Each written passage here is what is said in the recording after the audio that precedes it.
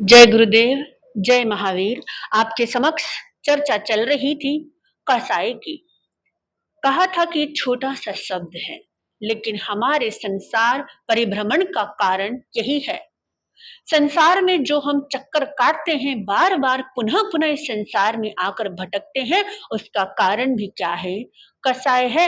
यह कसाय हमारी आत्मा को एक मजबूत रस्सी की तरह बांध के रखती है। इन कसायों से हमें क्या चाहिए? मुक्ति चाहिए। कसाय 4 बताए हैं। प्रथम क्रोध, मान, माया, लोभ, राग, द्वेष। ये क्या है? हमारे 4 कसाय हैं। इसमें से प्रथम कसाय क्रोध के विषय में आपने जाना। आज हम जानेंगे मान के विषय में। मान यानी कि अहंकार, यानी कि मद, अभिमान, ईगो, कुछ भी कह लो, पर्यायवाची शब्द हैं सारे। ये अहंकार हमें किसी के आगे झुकने नहीं देता।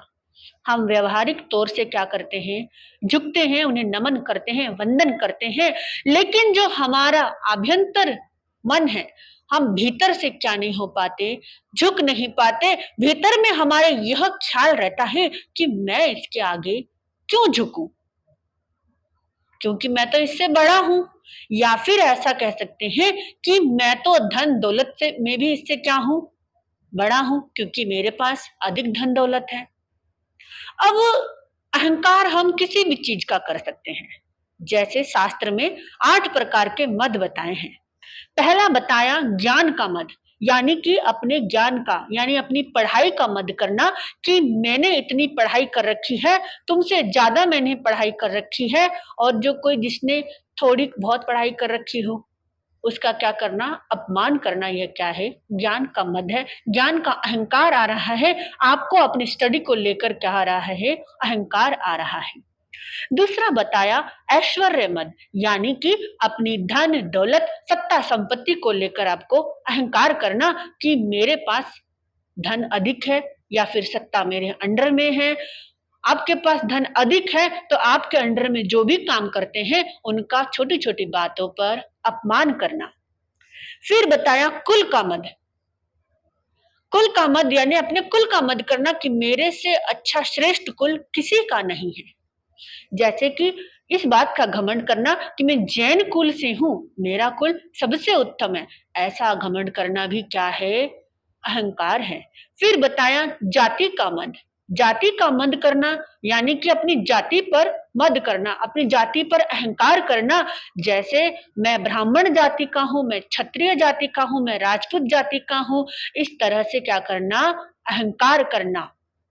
फिर बताया बल का त्याग।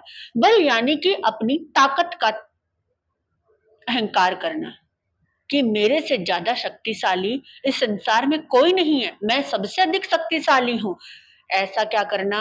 अहंकार करना। फिर बताया रिद्धि का मद, यानी कि जो आपको मिल रहा है, रिद्धि यानी कि आप जो भी प्रयास करते हैं, जो भी आप प्राप्त करना चाहते हैं, रिद्धि सब कुछ आपको मिल रहा है, उसका आपको अहंकार करना।